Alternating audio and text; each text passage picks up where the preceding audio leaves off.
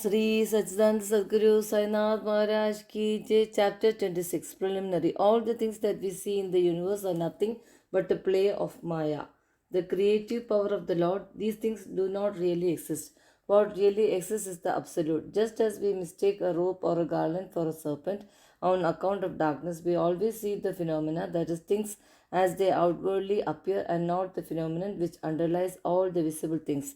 It is only the Sadguru who opens the eyes of our understanding and enables us to see things in their true light and not as they appear. Let us therefore worship the Sadguru and pray to him to give us the true vision, which is nothing but God vision.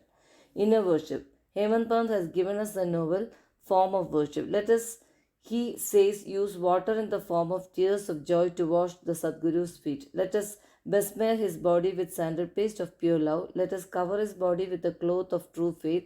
Let us offer 8 lotuses in the form of our 8 sattvic emotions and fruit in the form of our concentrated mind. Let us apply to his head the bukka, black powder, in the form of devotion, and tie the waistband of bhakti and place our head at his feet. After decorating the Sadguru with all ornamentation this way, let us offer ourselves to him and wave charmer of devotion toward our feet. After such blissful worship, let us pray thus. Turn our mind inward, give us indiscrimination between the unreal and the real, and non-attachment for all worldly things, and thus enable us to get self-realization. We surrender ourselves, body and soul, consciousness and ego. Make our eyes your eyes, so that we should never feel pleasure and pain. Control our body and mind as you wish. Let our mind rest at your feet. Now let us turn to the stories of this chapter. Bhakta Pant. Once it has so happened that a devotee by name Pant, a disciple of another guru, had the good fortune of visiting Shirdi. He had no mind to go to Shirdi, but man proposes one way and God disposes the other. He was traveling in a BB and CI railway train where he met many friends bound for Shirdi. They all asked him to accompany them and he could not say no. They alighted at Mumbai while Pant got down at Virar. There he took the permission of his guru for the Shirdi trip and after arranging for the expenses left with the party for Shirdi. They all reached there in the morning and went to the masjid, and at about 11 a.m.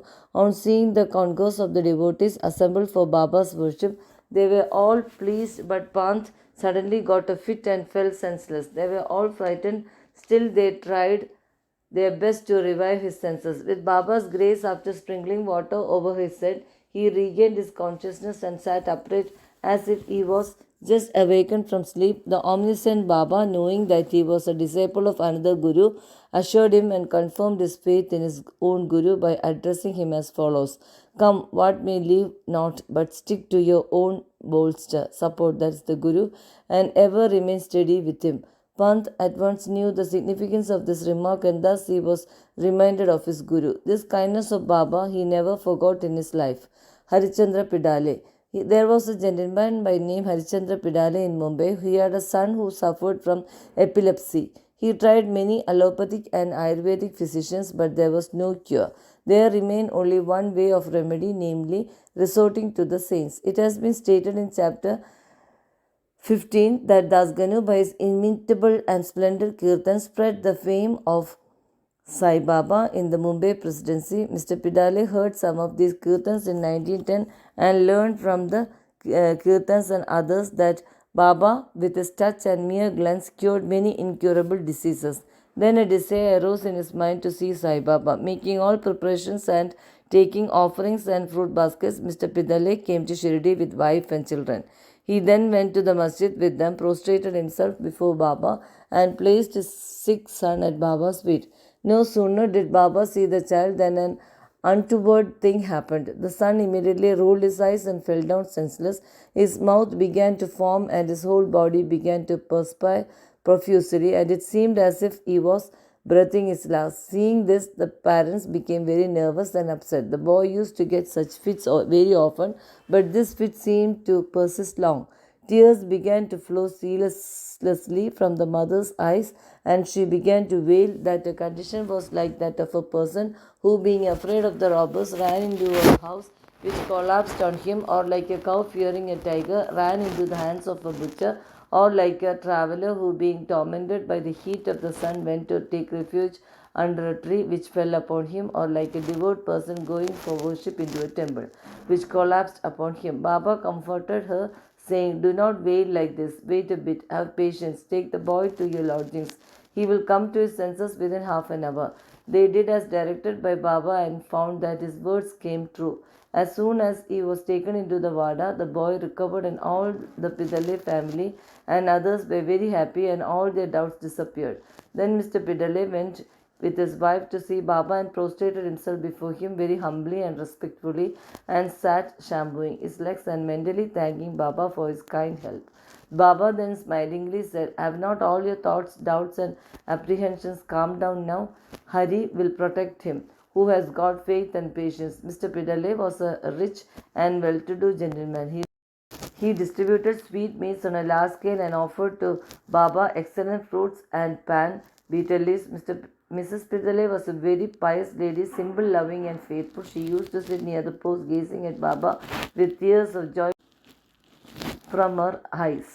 Seeing her amicable and loving nature, Baba was much pleased with her. Like God, saints are always dependent on their devotees who surrender and worship them with their heart and soul.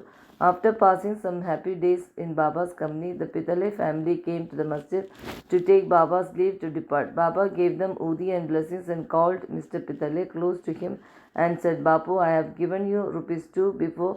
Now I give you rupees 3. Keep these in your shrine for worship and you will be benefited." Mr. Pidale accepted these as Prasad, prostrated himself again before Baba and prayed for his blessings. A thought arose in his mind that as this was his first visit to Shirdi, he could not understand what Baba meant. When he said that he had given 2 rupees previously, he was curious to have this mystery solved, but Baba kept silent.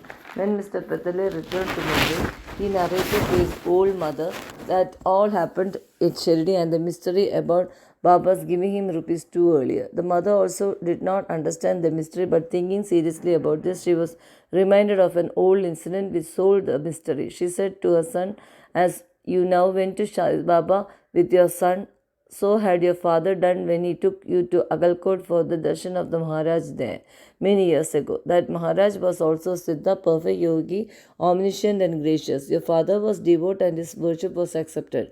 He then gave your father rupees 2 for being kept in the shrine and worship. Your father worshipped them till his death, but thereafter the worship was neglected and the rupees were lost. After some years, the memory of these 2 rupees also disappeared, and now you are very fortunate. The Agalkot Maharaj has appeared to you in the form of Sai Baba just to remind you of your duties and worship to ward off all dangers. Now beware. Henceforth, leave all doubts and bad thoughts, follow your ancestors, and go on worshipping the family gods and the rupees, and take pride in the blessing of the saints. Sai Samarada has kindly revived the spirit of bhakti in you. Cultivate it to your benefit." Hearing the remarks of the mother, Mr. Pidale was very much delighted. He came to know and was convinced about all pervasiveness of Baba and the significance of his darshan. Then outwards, he became very careful about his conduct. Mr. Ahmadakar. Mr. Gopal Narayan Ahmadekar of Pune was a devotee of Baba. He served for 10 years in the Abkari department in the Thana district and in Javagar state, from where he had to retire. He he was overtaken by other calamities and his condition grew from bad to worse. He passed 7 years in this condition, visiting Shirdi every year and placing his grievance before Baba. In 1916, his plight became worse and he decided to commit suicide in Shirdi. So he came there with his wife and stayed for 2 months. One night, while sitting in a bullock cart in front of Dikshit Bada, he resolved to end his life by throwing himself into a well close by, but Baba wished to do something else. A few places from this there was a hotel, and its proprietor, Mr. Sagun, a devotee of Baba, came out and accosted him thus: "Did you ever read Agalkot Maharaj's life?" Ambedkar took his book from Sagun and began to read it. Casually, or we may say providentially, he came across a story which was to this effect: during the lifetime of Agalkot Maharaj, a certain devotee suffered very much from an incurable disease, and when he could no longer endure the agony and pain, he became desperate, and in order to endure his miseries, threw himself one night into a well. Immediately, the Maharaj came there and took him out with his own hands and advised him thus: "You must bear the fruit, good or bad, of your past actions. If it is incomplete, suicide won't help you. You have to take another birth and suffer again. So instead of killing yourself,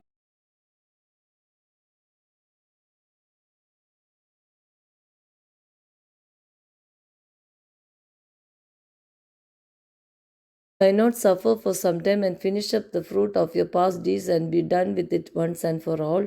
Reading this appropriate and timely story, Ahmadekar was much surprised and moved. Had he not got Baba's hint through the story, he would have been no more. On seeing Baba's all pervasiveness and benevolence, his faith in him was confirmed and he became a staunch devotee. His father was the devotee of Agalkot Maharaj, and Sai Baba wanted him to walk in his father's footsteps and continue his devotion to him. He then got Sai Baba's blessings and his prospects began to improve. He studied astrology and gained proficiency in it and thereby improved his lot. He was able to earn sufficient money and passed his later life in ease and comfort. Both to Sri Sai, peace be to all. Sri Satchidananda Sadguru Sainath Maharaj Ki Jai.